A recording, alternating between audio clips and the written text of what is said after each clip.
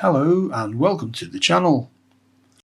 Today I want to show you a recent visit to the LEGO store at the Meadowhall shopping centre in Sheffield, which is kind of in the middle of England. I'll be looking briefly at the store itself and then at a haul of bricks from the pick and build wall in the store. I went to the Meadowhall Centre in September specifically to visit the LEGO store there.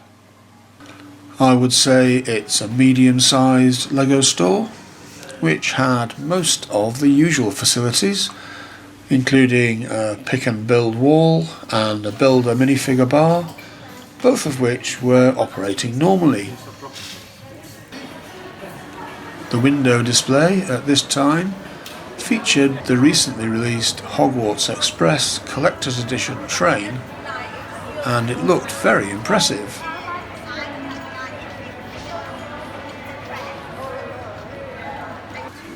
Inside the store was quite busy, even though it was a midweek afternoon. They had the usual display cases showing the latest sets, including the pyramid set, which is actually half a pyramid, but still looks very nice. And it was good to see the Van Gogh Starry Night Ideas set in all its 3D glory. The effect from a distance is quite striking, and there's a lot of detail in the set which makes it worth having a closer look.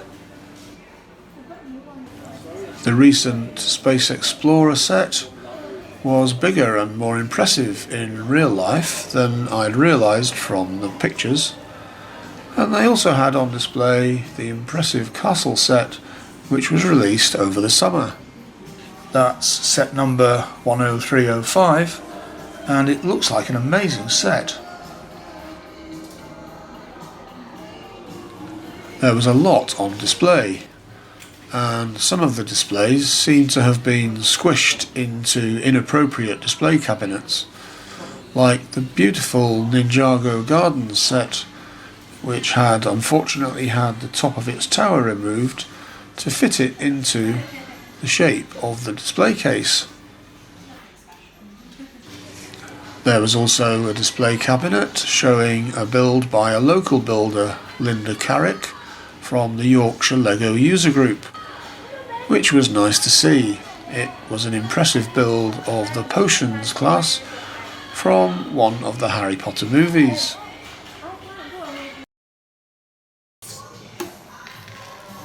The Build a Minifigure bar also had a good selection of ready-made spooky minifigs already in place for the October Halloween season. That included witches, pumpkin people, bat people, and the mad scientist figure. I already had one of those mad scientist minifigs from a previous visit, which I used in one of the labs in my latest Research Institute mock.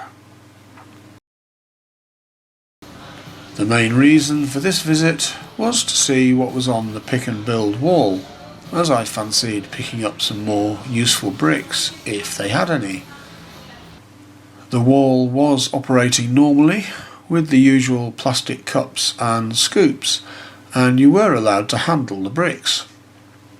I won't document in detail what was on the wall, as it's always out of date by the time you've posted it, but I thought there was a pretty good selection of parts on the wall this time. It's always a fairly random selection of bricks and elements on the wall, and there are often not so useful elements or elements in wacky colours. But I'm pleased to say that I was tempted to fill up 2 cups of what I hope will be quite useful bricks for my mocks. As you may know, I tend to be looking for parts that will be useful in making buildings.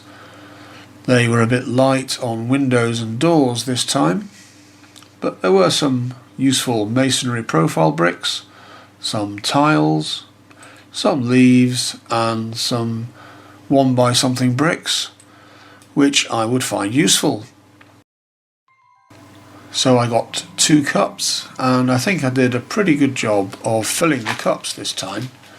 I managed to fill the awkward space at the bottom and the little stud-like space at the top. Having got these home, I found that one cup weighs 456 grams and the other one 428 grams, which means a net weight of Lego is overall about so many grams. Of course, at the moment you pay by volume, or actually per cup, not by weight. So I'll need to open these up, see exactly what I got, and count out all the parts to see the value of all these elements. Let's start with this cup.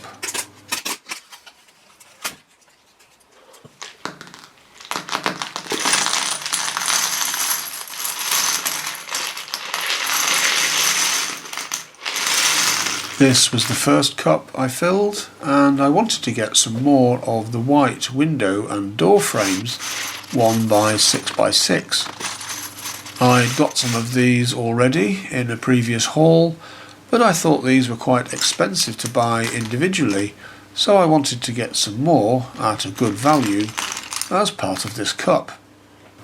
I got a couple of the 1x3 doors that fit into these frames, but actually I wanted to get some that were just frames so that I could look out for the large glass panes that fit into these frames.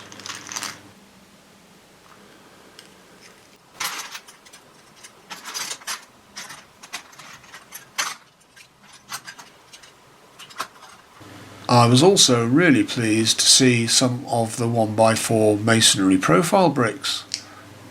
You don't see many of these in sets, and they're particularly unusual on the PAB wall.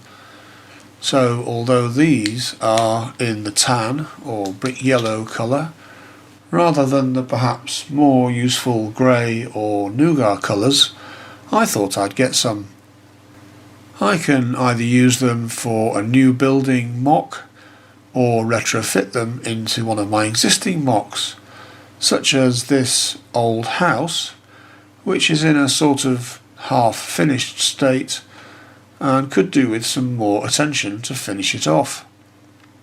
I got some more masonry profile bricks in light bluish grey, which I can put to good use in my mocks, such as this sweet shop mock, which is still under development.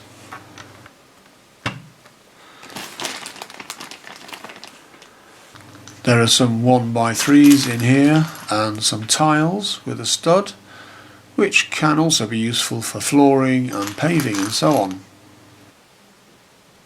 So I'll sort these out and count them up. Don't go away. Okay, that's done.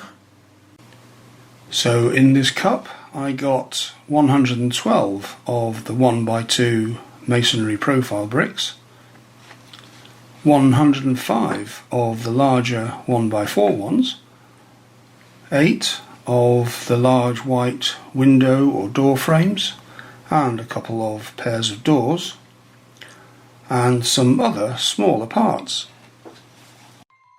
Now I can move on to the second PAB Cup.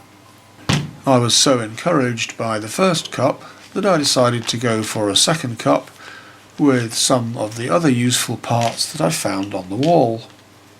I thought that the 1x4 masonry profile bricks were too good to miss, so I got some more of them. Although I was tempted to get a whole cup full, I thought it was unlikely that I would use so many, so I just got a few more. In retrospect, perhaps I should have got the whole cup full.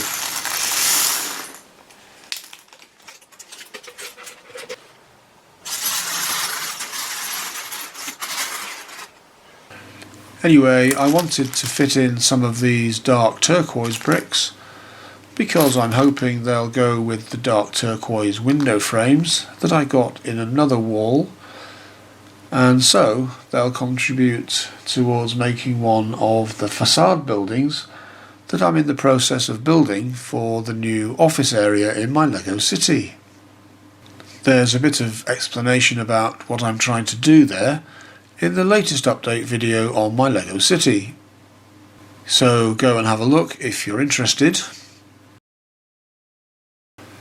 I also got some white tiles in a few different sizes, some little quarter circle tiles that might come in handy, and some plant leaves in green and olive green that I can use for foliage. And I even managed to fit in some more window frames and some masonry profile bricks and some smaller bricks and tiles to fill the little gaps between the other bricks. So again, I'll sort these out and count them all up. There we are. That's a lot of elements to fit in one cup. Although of course you could get thousands of very small parts in one cup and a lot less of the larger pieces, I'm quite pleased that I've got a good selection of elements that should actually be quite useful.